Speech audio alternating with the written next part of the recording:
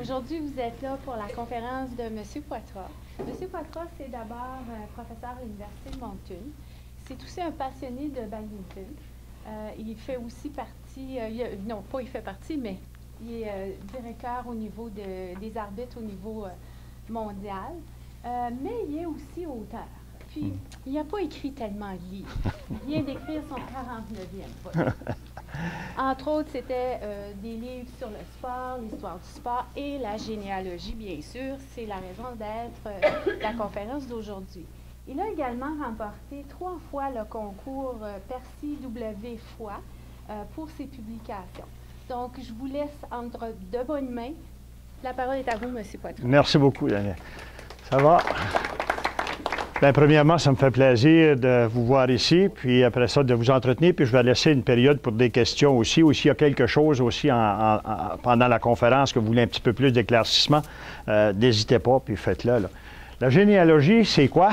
Bien, c'est un petit peu lorsqu'on veut connaître la relation qui existe entre les membres d'une famille. C'est ça qu'on entend par la généalogie, la connaissance de la parenté entre les individus, mais la relation aussi entre les individus, c'est surtout ça. Puis après ça, comment les familles sont composées aussi, là. C'est la façon du plus vieux, plus jeune, le nombre de personnes dans la famille, etc. Puis, on va passer à la prochaine diapo. La prochaine diapo, qu'est-ce que je mentionne là-dedans? Est-ce que tout le monde voit là? Parce que je ne veux pas être... Oui, OK, tout le monde peut voir. Ça commence par un intérêt que je mentionne. On est intéressé à savoir un petit peu d'informations. Ça devient un passe-temps, puis vous allez voir qu'il y en a, c'est plus qu'un passe-temps. Là. Un passe-temps, c'est-à-dire un loisir, puis un hobby, puis on s'amuse un petit peu. Mais après ça, là, ça devient un petit peu plus une passion, en d'autres mots. On veut chercher davantage où sont nos ancêtres, puis qu'est-ce qu'ils faisaient. Puis je peux vous dire qu'il y en a que c'est des passions épouvantables. Je vais vous donner juste un exemple d'un groupe de Rivière-Bleue. Ils cherchaient, eux autres, le mariage de leurs grands-parents. Puis ils savaient qu'ils s'étaient mariés du côté... Bien, ils pensaient que c'était du côté américain, mais ils ont engagé des gens, des généalogistes professionnels, pour essayer de trouver l'acte de mariage de leurs parents. Ils connaissaient un petit peu les ancêtres, mais ils n'étaient pas sûrs si c'était les bons, puis c'est pour ça qu'ils voulaient trouver l'acte de mariage. Et ils ont embauché des gens au Québec. Ça leur a coûté au minimum 15 à 20 000 $. Au Québec, au Maine, puis au Nouveau-Brunswick.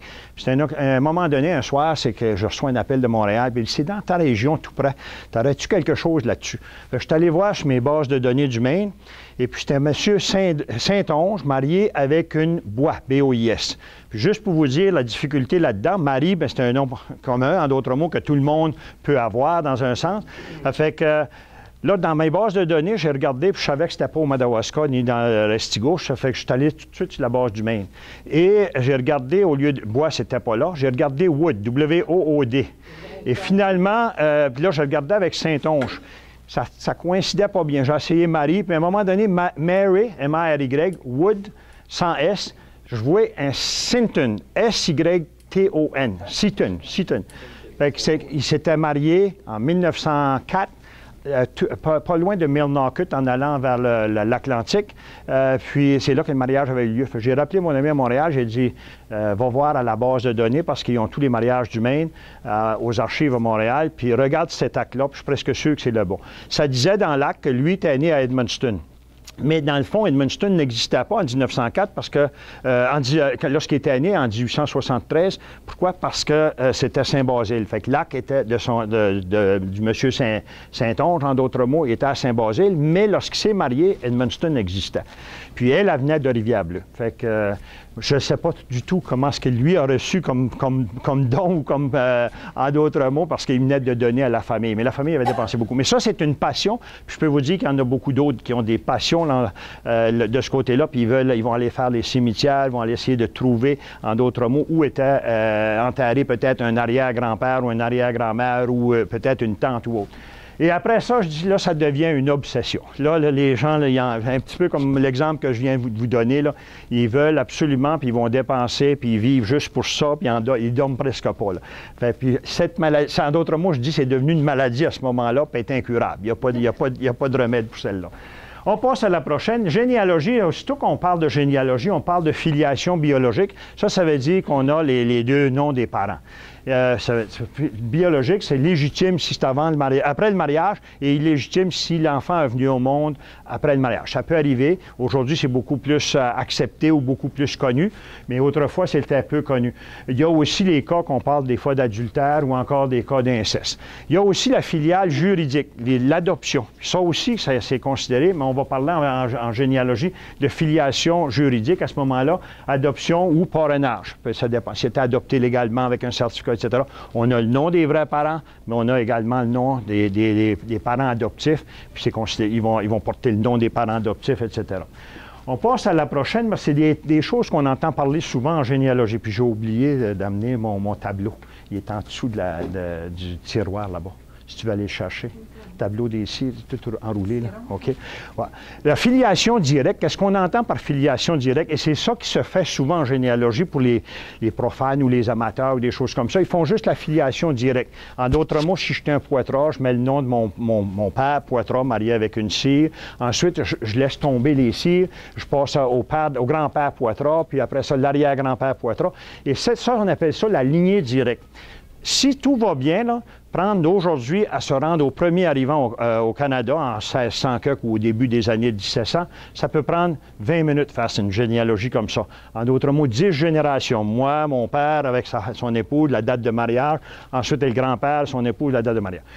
Il y en a d'autres qui décollent. À un moment donné, on frappe un mariage, mais on ne trouve pas, en d'autres mots, les noms des parents ne sont pas identifiés au mariage. Ils ont juste mis le nom des époux, en d'autres mots.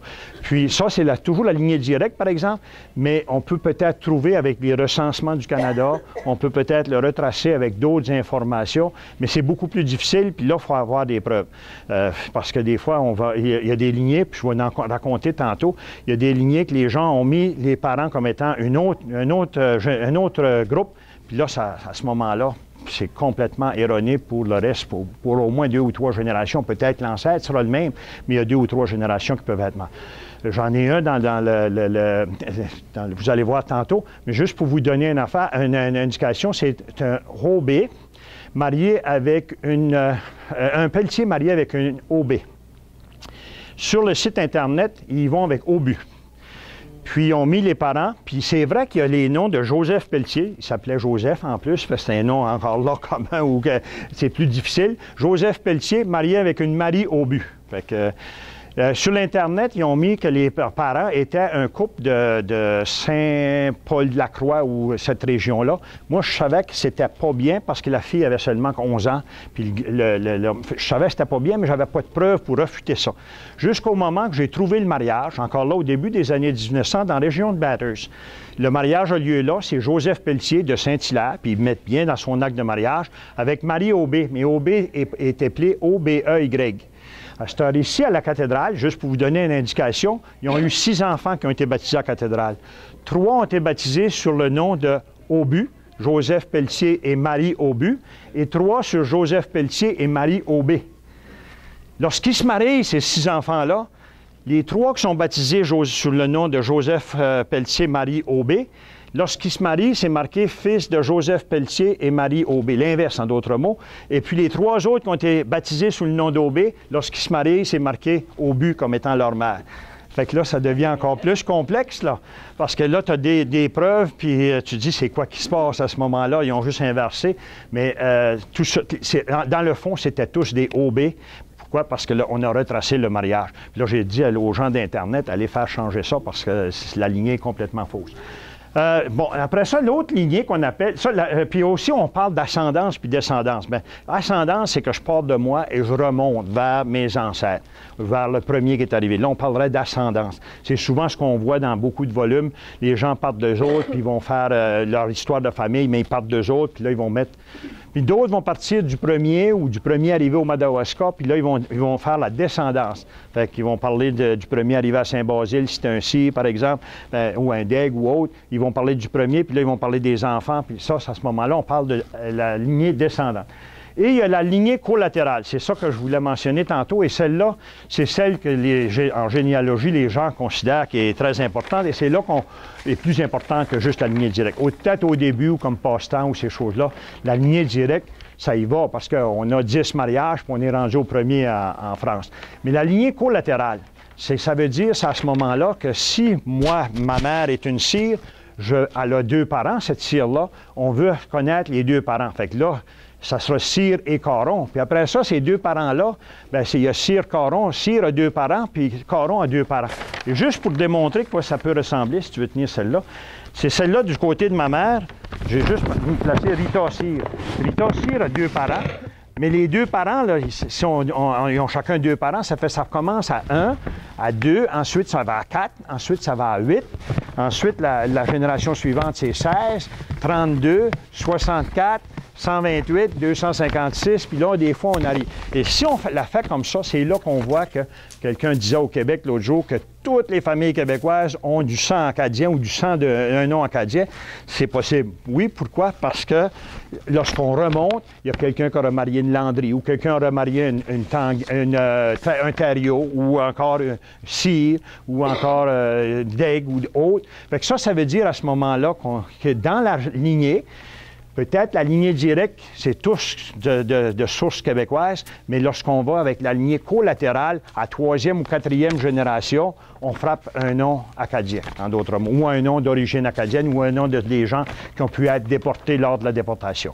Fait que Richard Plaude me disait hier, mon épouse, c'est une Ducasse. Puis je l'ai fait un petit bout tantôt, mais la lignée directe, il n'y a pas du tout d'un nom d'origine acadienne. Mais lorsqu'on fait la lignée collatérale à 3e ou 4e génération, qui est l'arrière-grand-père, il y a Landry tout de suite qui frappe là. Ça fait que c'est pour ça, les gens qui commencent font la lignée directe, mais après ça, les gens disent, bien, ouais, mais j'aimerais avoir un petit peu plus, surtout, et celle-là. Puis on va voir aussi en faisant la collatérale, je vais la prendre, juste la prendre. La collatérale, on va retrouver souvent dans les premiers arrivants, la 8e ou 9e génération, peut-être les mêmes noms reviennent ici, les mêmes noms reviennent ici, et ils peuvent être à 3 ou 4 endroits. Surtout s'il y a eu des dispenses là, de consanguinité lorsqu'il y a eu un mariage, c'est sûr qu'à ce moment-là, on va retracer les mêmes ancêtres parce que s'il y avait une dispense à ce moment-là, ça veut dire qu'à la 2e ou 3e ou 4e génération, ça va être toute la même ascendance pour le reste jusqu'en haut. Fait qu'on voit ça. Ça, c'était ce qu'on appelle la lignée collatérale. On passe à la prochaine. Prochaine lignée directe, j'ai juste mis ça. J'ai donné l'exemple de Jocelyne Ducasse, fille de Léo et de Gabriel Pelletier.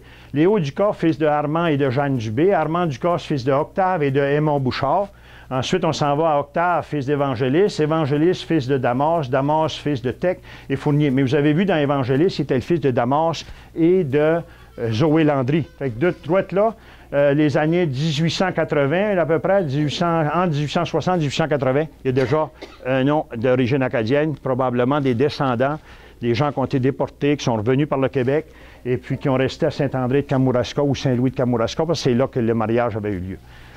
Fait que ça, c'était une lignée directe. Les faits d'intérêt. Lorsqu'on fait de la généalogie, c'est très important la date, parce on dit des fois les dates ne sont pas importantes là, ou sont moins importantes, mais dans la généalogie, on veut voir toujours la date.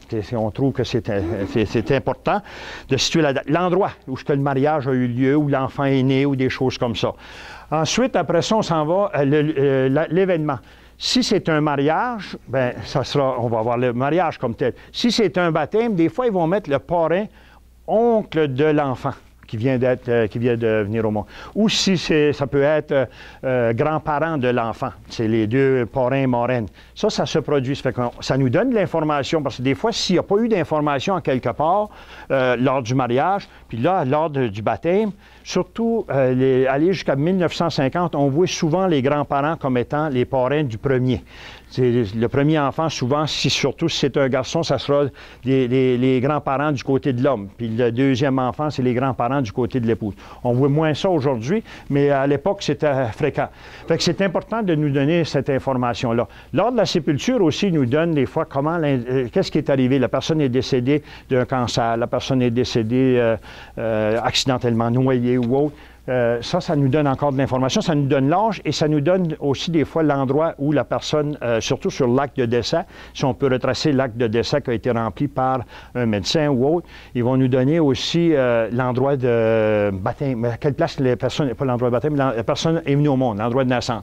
L'occupation aussi, c'est important. Ce qui est journalier, travaille pour un autre, ou ce qui est cultivateur. Ça nous donne, ou encore, il y a toutes sortes d'autres professions. La relation, bien là, j'en ai parlé, fils, oncle, est-ce que c'est tante ou est-ce que c'est le parrain, le père ou la mère, ils vont nous donner ça. Lors des actes de mariage, puis je vais le mentionner tantôt, mais je passerai par-dessus rapidement, mais lors des actes de mariage, on est chanceux au niveau canadien-français, dans un sens, puis ils étaient presque tous de religion catholique, là. Ils étaient obligés, les prêtres, de remplir un acte de mariage en donnant le nom des parents, puis en disant si la fille ou l'homme était majeur ou mineur. Ça, on a ça dans les actes depuis 1621 là, au Canada.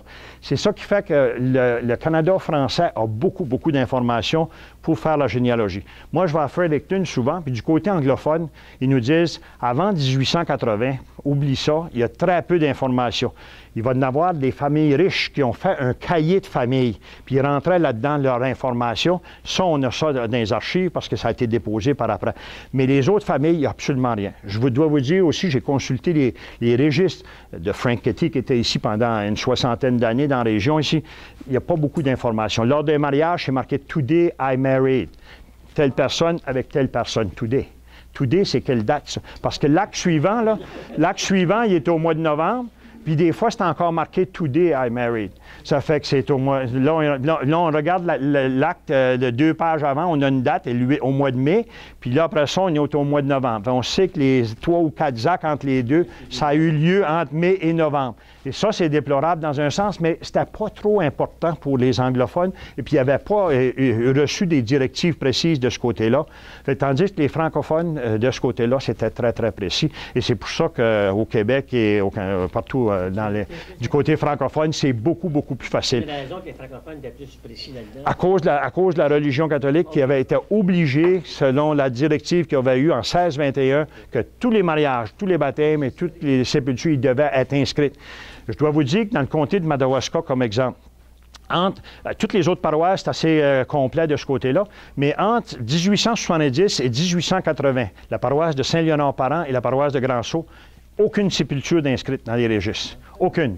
Ce qui veut dire que les gens disent « Ouais, mais il est mort, il était à Saint-Léonard ou à Grand-Sault, puis je ne le trouve pas, puis on a été fouillé dans les registres. » Je le sais, tu ne le trouveras pas s'il est en 1870 et 1880 parce qu'ils n'ont mis aucune. C'était soit pas important ou ces jours-là. Mais ça, c'est une des rares parce que la paroisse Saint-Basile, qui était la paroisse mère, ils l'ont. Frenchville, Van Buren, ils ont les actes de décès.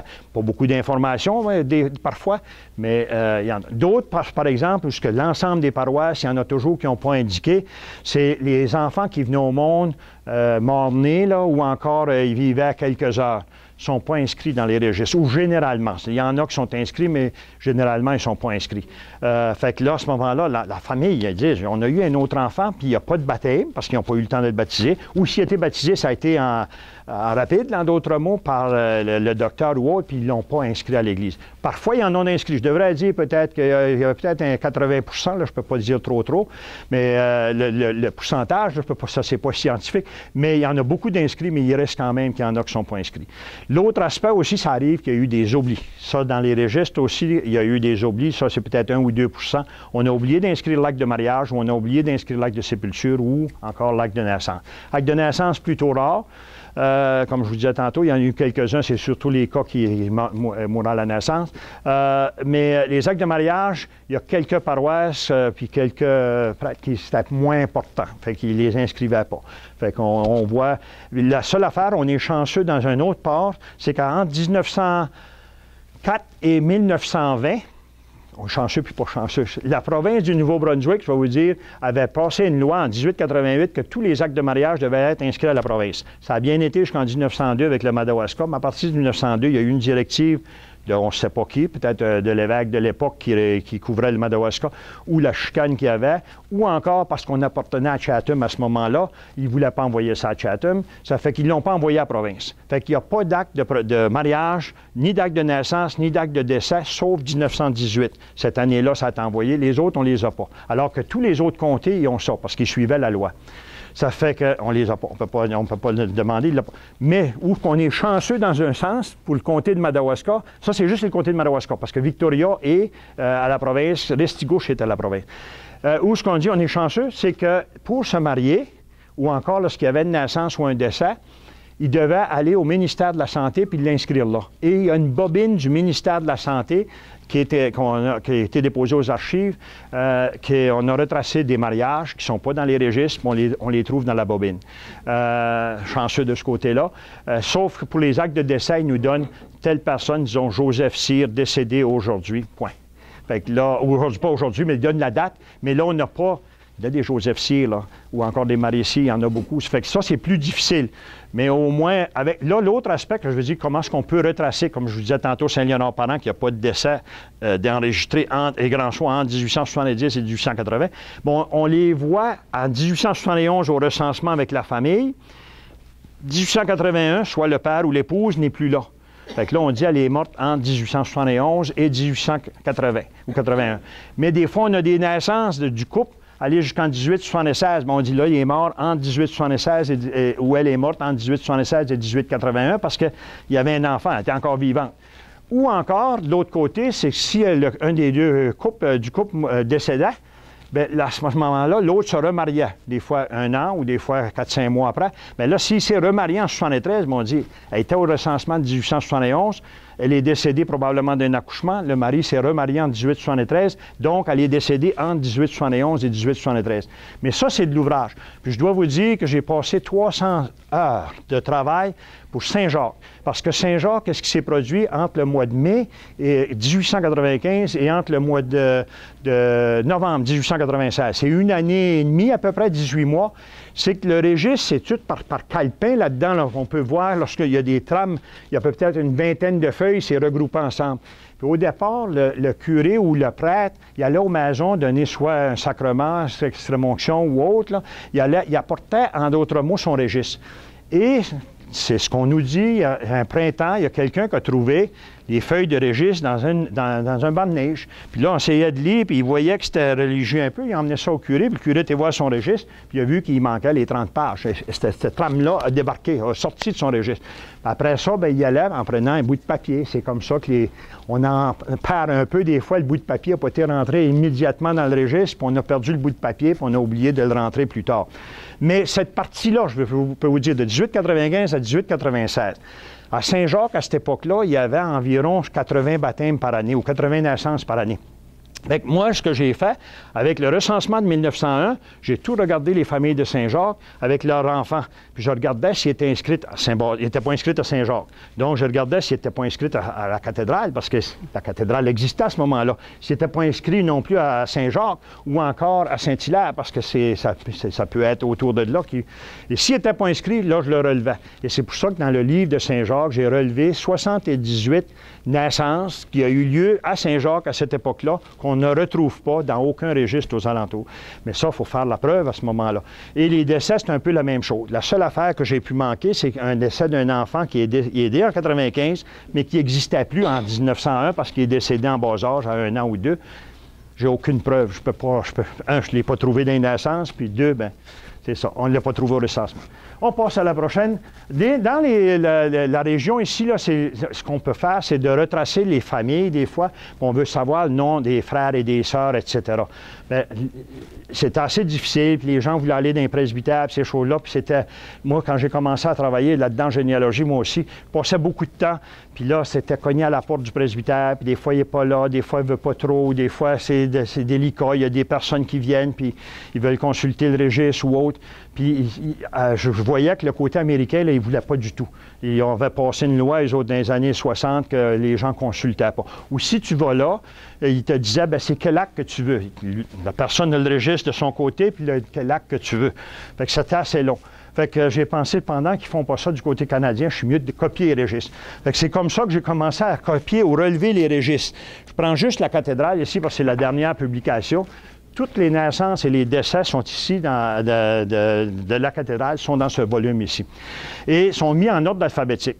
Puis la façon de voir à ça, mais si on prend une famille, puis je vous donne juste une famille ici, je vais prendre Bossé, c'était marqué, en d'autres mots, Norbert Bossé, avec Létia, je ne lis pas l'envers bien là, mais Norbert Bossé avec Liliane Levasseur. Mais ils ont eu 6 ou 7 enfants de baptiser à la cathédrale, mais à ce moment-là, les 6 ou 7 enfants se retrouvent ensemble, et non pas là, des années après ou ces choses-là, mais en ordre chronologique, du plus vieux au plus jeune. Et il y a sa date de son nom. Après qu'on a trouvé, identifié la famille ici, à partir de la colonne du père, là, je m'en vais à ce moment-là au nom des enfants, la date de baptême, la date de naissance, date de baptême, le père, la mère, le parrain, la marraine. Et tout, il y en a 17 000 baptisés à la cathédrale entre 1880 et 2012. Et puis, à la fin, c'est les décès mis en ordre alphabétique. Fait que les gens, à cette heure, ils vont fouiller, ils vont à la bibliothèque ou à la bibliothèque, on va aller voir les bibliothèques tantôt, ils ont tous ces volumes-là. Fait que pour eux autres, c'est facile de référer puis de voir la famille. À cette heure, ils vont dire, il en manque un. Comme hier, il y a quelqu'un qui m'a dit, il en manque un. Tu t'es baptisé à la cathédrale? Ah oui, je suis sûr que tu es baptisé à la cathédrale. J'ai dit, il n'est pas là, il ne doit pas être là. Je l'ai vérifié 2 fois, moi, avant de le sortir. Ça fait que là, je vais regarder Saint-Hilaire ou je vais regarder Notre-Dame de Sédoula. C'est exactement ça qui s'est produit.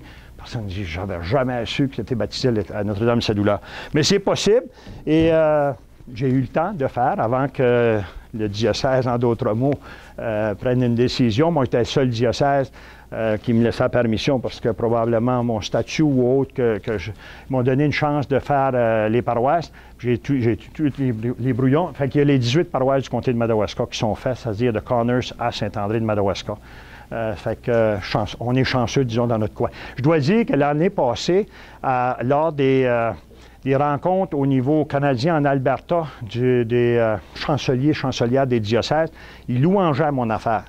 Mais cette année, la rencontre a eu lieu aux îles de la Madeleine parce qu'il disait s'il arrive une bombe ou une explosion, même si c'est placé dans un endroit de sécurité, puis bien dans des safes qu'on parle, là, et des coffres de sécurité, même si c'est placé là-dedans, avec une explosion ou ces choses-là, ça peut endommager, puis en d'autres mots, le feu pourra, à ce moment-là, ou l'eau pourra, si les pompiers viennent, etc., pourra endommager les registres.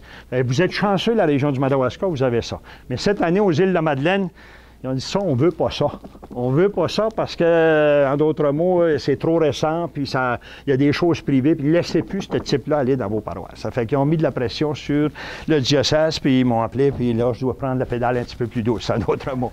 Ben, c'est ça. Mais on est chanceux, là, disons, je peux vous dire qu'on est chanceux, on les a actuellement, les noms. Et ça aussi, je dois mentionner, il peut se produire des erreurs. Si vous en voyez des fois, bien, j'espère que vous allez me dire, parce que c'est des erreurs soit qui ont été prises du registre, parce que ça se perpétue à ce moment-là. Des fois, la date de naissance n'est pas tout à fait juste. Et des fois, ils vont dire, pour un enfant, puis surtout dans les années 1880, 1900, bien, il est venu au monde cette nuit. Mais cette nuit, le curé a décidé que c'était la veille, à 11 heures, ou encore que c'était à 1 heure. Fait que là, il peut y avoir une journée de différence. Là. Ils vont dire, non, ma mère m'a toujours dit, j'ai venu au monde telle journée, puis le registre la veille. Ou l'inverse, en d'autres mots. C'est possible.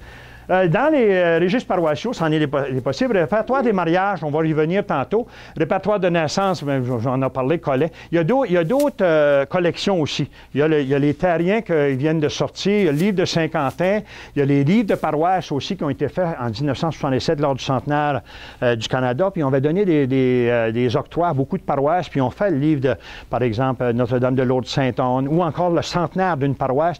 Bien, il y a beaucoup d'informations dans ces livres-là. Les recensements du Canada aussi, qu'on va revenir un petit peu plus tard aussi. On va en avance, on passe à travers tout ça. OK. Registres paroissiaux, je l'ai mentionné tantôt, depuis 1621, 4 ans après l'arrivée la première famille, on a obligé, en d'autres mots, où on a dit aux gens, aux prêtres, vous devez inscrire telle façon. Et c'est pour ça qu'on a, des registres du côté canadien ou du côté canadien-français bien décrit, en d'autres mots.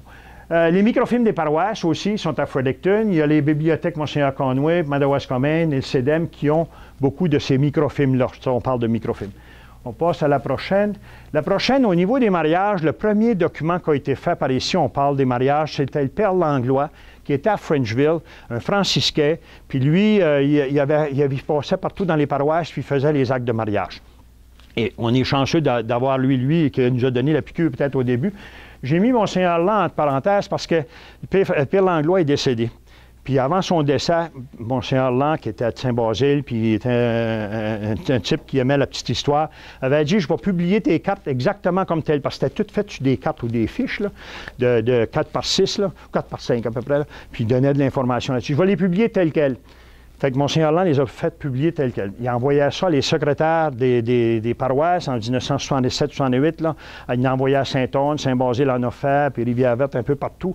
Et puis il dactylographiait, en d'autres mots. Après ça, il a relié. La seule chose, lui savait, lui, Monseigneur Land, qu'il y avait des erreurs, mais il avait promis qu'il ne changeait rien. En d'autres mots, un peu là, comme la confession, ça va rester exactement comme tel. Fait qu'il a resté ça comme tel. Il aurait dû mettre à des places, parce que même dans sa parenté à lui, il y avait des erreurs, mais il ne les a pas changées.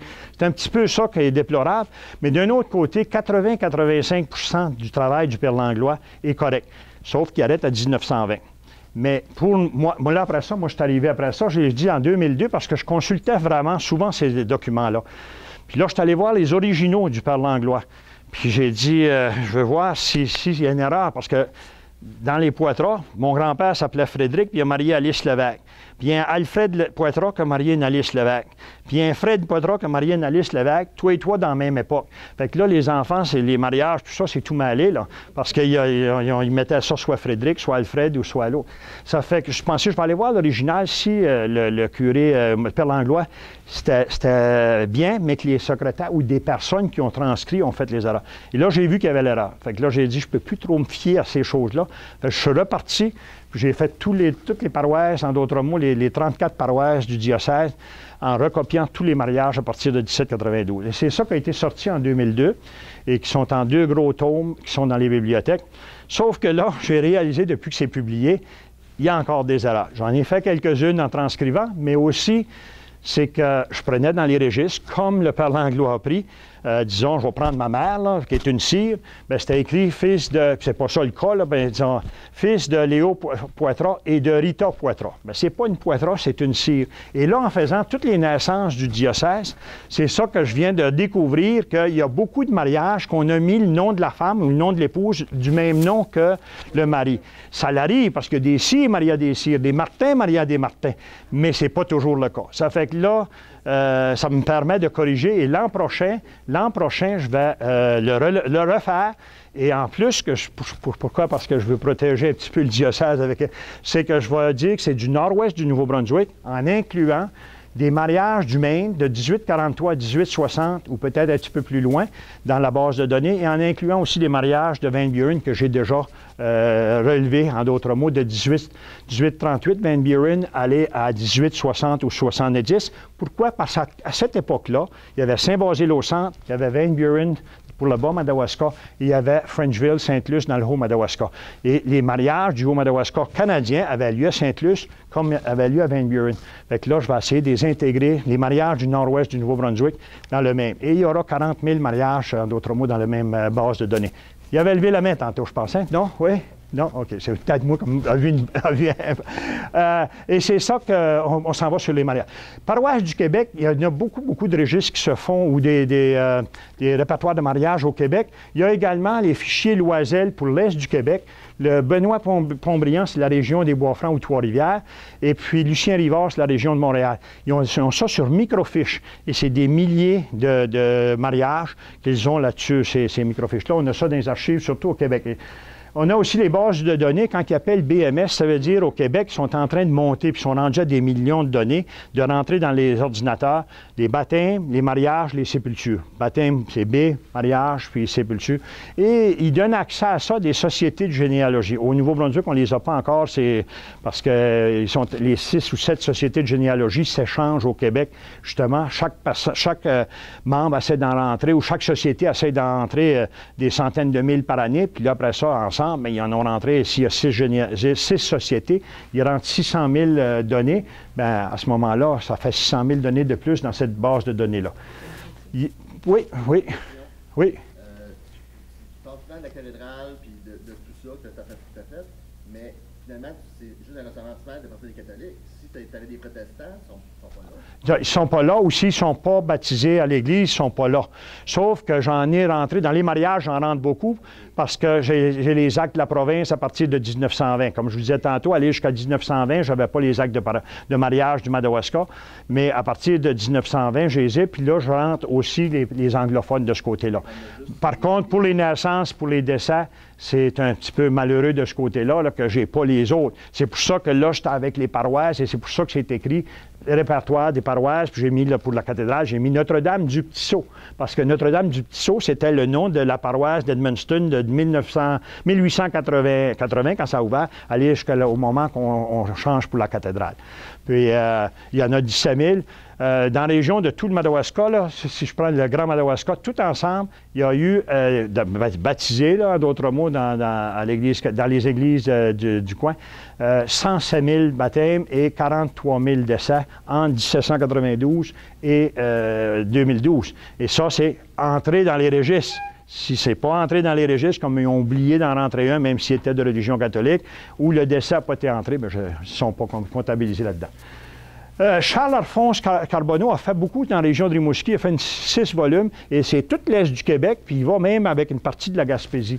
Et à ce moment-là, ses livres sont à la bibliothèque, mais il arrête à 1920. C'est un petit peu ce que Langlois avait fait aussi, il arrêtait à 1920, alors que moi, j'avais fait jusqu'à 2002, donc il y en avait beaucoup plus. Ensuite, Bonnard Arsenault, mais il en a fait sur les Acadiens, et Adrien Bergeron, c'est un autre qui a fait beaucoup de généalogie pour les Acadiens. Le répertoire des naissances et des décès, on va aller vite parce qu'on les a parlé, c'est les 18 paroisses du comté avec les dates. 1792, Saint-Basile, c'est la première. La deuxième, Saint-Léonard-Parent, 1854. Mais la paroisse comme telle ouvre seulement qu'en 68. Mais ils ont 20 cahiers qui étaient de Van Buren, mais le cahier de Saint-Léonard, ils le laissaient là jusqu'à 1861. 1854 à 1861, c'est la mission de Van Buren, puis ils ont laissé ça à Saint-Léonard-Parent. Ça fait que c'est pour ça que dans les livres, je mets toujours 1854, parce que les naissances de Saint-Léonard-Parent et des environs et de Grand-Sault allaient jusqu'à 1868, avant que Grand-Sault ouvre aussi, puis Saint-Léonard-Parent ouvre.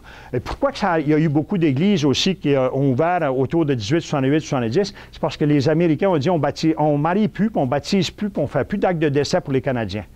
Le traité d'Ashburton venait de passer en 1842, puis ça a pris 25 ans après. Là, ils ont dit, il n'y a plus question, vous allez aller de votre bord. Bien, de ce bord ici, là, il y avait juste à ce moment-là Saint-Basile, qui avait ouvert en 1792. Vous allez voir Saint-François, qui s'était détaché de la mission de Frenchville en 1859. Bien là, il s'en prenait d'autres. Bien, Fort Kent a ouvert en 1870. Saint-Hilaire a ouvert en 1869. Puis après ça, en même temps, Grand-Sault qui ouvre en 1868, Saint-Léonard-Parent qui a sa propre église à ce moment-là. Ça a été les premiers. Ensuite, on a eu Lac-Baker, 1886, 1889, Claire, dans le Haut-Madawaska. Puis après ça, il y a eu Baker Brook dans les années 1900. Vous allez voir du côté ici aussi, Saint-Jacques était en 1881. Saint-Jacques est quand même une assez vieille paroisse qui débutait tout de suite après la cathédrale, en d'autres mots. Et puis Rivière-Verte, ça a été quand même dans les années 1919. Saint-Onne, on dit que la paroisse a été nommée en 1872, mais ils ont continué toujours à être inscrits dans le registre de Saint-Basile. Ça n'a pas été dans le registre de Saint-Onne. Saint-Onne ouvre son registre en 1886. Et puis après ça, le Bas-Madawaska, évidemment. On passe à la prochaine. Répertoire des décès. Il y a eu des gens qui ont fait des volumes. Elle fait ici, à partir des cartes mortuaires qu'ils avaient collectionnées, ou en d'autres mots, ramassées depuis les années 1950, a fait un livre sur toutes les cartes, les décès. Mais il y a des gens qui pensaient que c'était tous les décès du Madawaska, puis il y a des gens qui ont été un petit peu déçus de ça. Mais quand même, c'est une publication, parce qu'il disait, il est décédé, puis il n'est pas là-dedans. Puis comment ça? Bien, lui, c'était à partir de ses cartes personnelles. D'autres documents, les répertoires de famille. Il y en a souvent des documents de famille, on peut retracer des choses. On passe à la prochaine, parce que ça va assez vite. Les collections, on a Joseph Drouin. Drouin était un avocat, il a vendu beaucoup de ses volumes, 3 volumes dans la région. Il faisait une généalogie directe, niais direct qu'on appelle, là. Puis il faisait ça, il vendait ça 500 $. Il a coûté à peu près 75 $.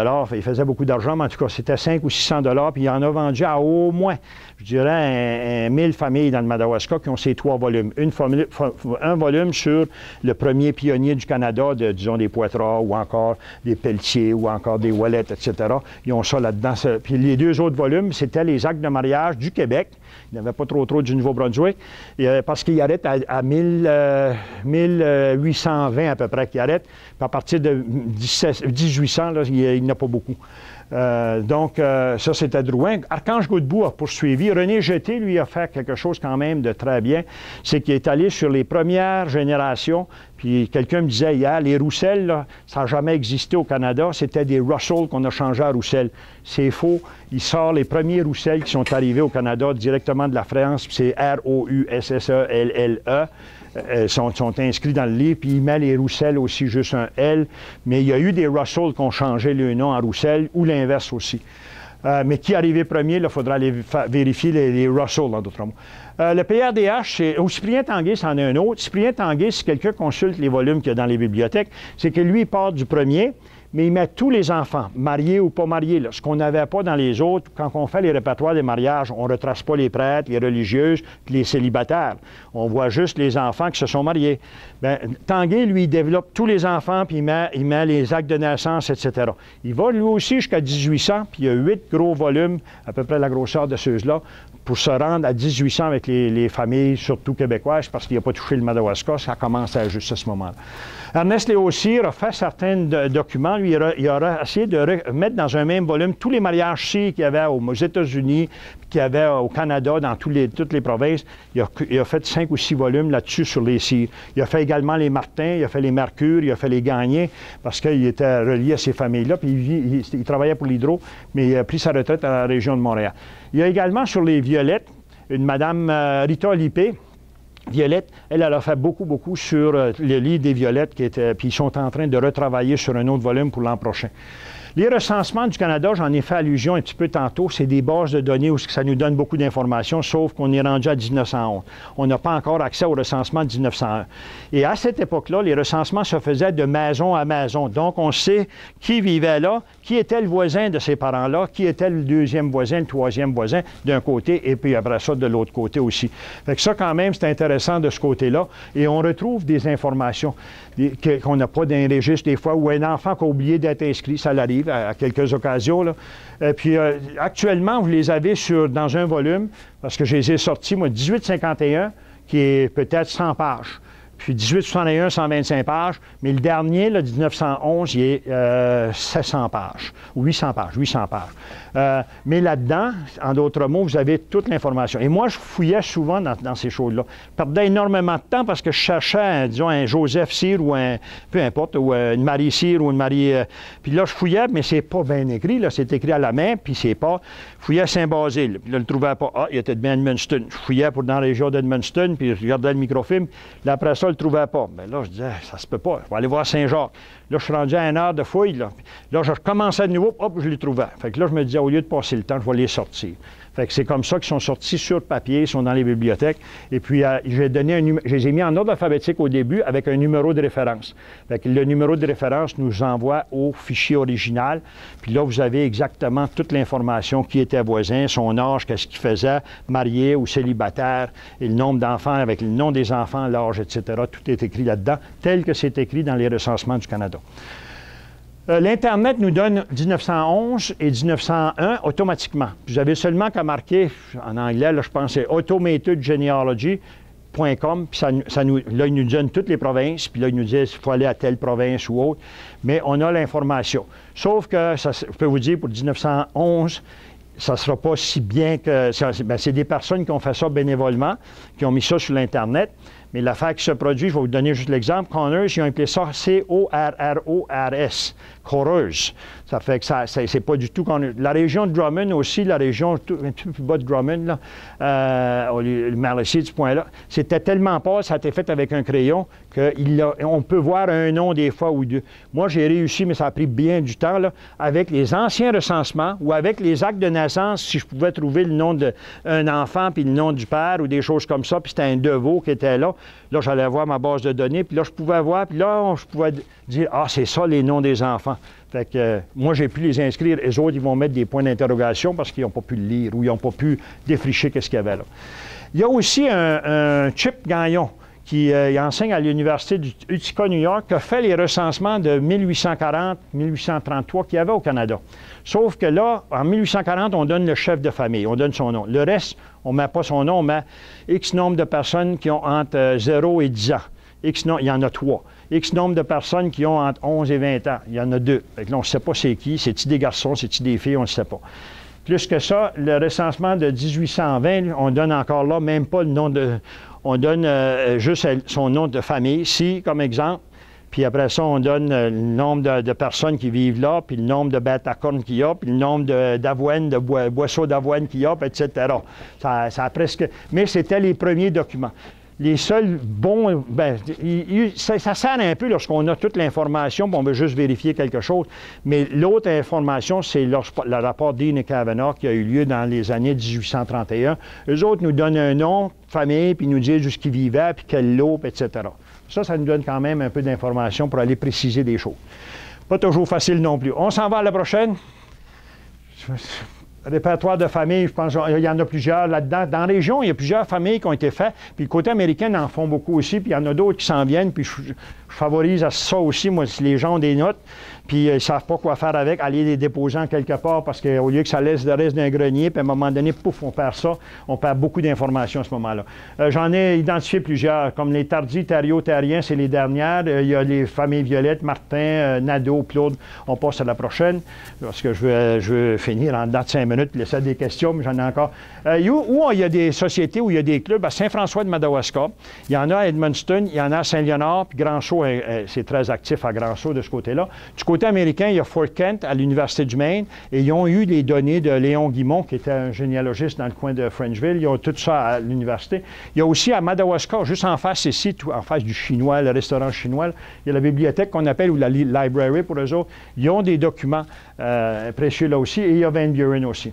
Edmundston, c'est un club à venir. On passe à la prochaine. Okay. Endroit de recherche, c'était ça. Bibliothèque Monseigneur Conway à l'université. Bibliothèque Monseigneur Claude de Saint-François. Régionale à Edmundston à Star parce que c'était à Saint-Basile avant. Certains autres locaux, on va y aller. Descends ça. Je vais aller plus vite, là. Il y en a qui ont travaillé beaucoup en généalogie. Guy Dubé à Madawaska, l'ancien directeur d'école. Linda Dubé d'Enfer. Joseph Dubé d'Edmundston a travaillé beaucoup sur les Dubé. Là, il travaille sur le livre de Notre-Dame-de-l'Aude. George Finland du Wisconsin, lui, c'est un Martin. Bien, sa mère est une Martin de Van Buren. Il travaille beaucoup sur les Martins. Muriel Nadeau-Deschênes est à Madawaska. Elle fait les longs, les Nadeau. Elle en fait beaucoup d'autres. Diane Robinson travaille sur les Volpe aussi. Anne Côté, Denise Corosol, Marguerite Lebel à Grand-Sault. Solange Martin-Lemieux. Bertin Cyr travaille chez Cyr de Saint-Basile. Et Théo Tarien sur les Tariens. Il a sorti son volume. On passe à la prochaine. Alors, juste pour vous donner des exemples de cols, parce que j'ai donné une conférence à l'Ouest de Maine l'année passée. Il y avait une 60-70 personnes et les personnes parlaient presque tous français. Quelques-unes ne parlaient pas français, mais les autres parlaient... Mais c'est juste pour vous dire comment... Il y a une qui c'était une Rousseau. Elle savait que ses ancêtres étaient baptisés à Saint-Basile en 1830. Puis c'était des Rousseau, mais elle dit ça changeait à des Brooks. Puis là, elle se posait la question, puis elle avait de la difficulté à les retracer. Mais elle savait juste qu'il s'était né à Saint-Basile. J'ai pu la retracer, mais au lieu de ruisseau, probablement parce que ça sonnait Rousseau, ils ont dit tu es un Brooks ou tu es une Brooks, puis tu vas être une Brooks le reste de ta vie. Là. Fait que, les Rousseau, il n'y en a pas beaucoup. Du côté du Maine, c'est toutes des Brooks. La dernière que j'ai trouvée, c'est une madame de Santa Clara qui m'écrit qu'à 86 ans, c'est une Laforge, Walker Laforge. Puis elle dit, moi, c'est ma soeur, pas ma soeur, ma tante était à Old Town Maine, elle s'est mariée là, c'est Christine Lemieux. Mais ils ne trouveront pas de Christine Lemieux à Old Town Maine, c'est Christine Betters. Le mot mieux, c'est better en anglais, elle s'appelle Christine Betters, ils ont mis un S. Puis c'est là, à Old Town Maine, dans le registre, c'est toutes des betters. J'ai pris un autre rossignol, parce que c'est un Adelbert Rossignol qui marie Idomé Bellefleur.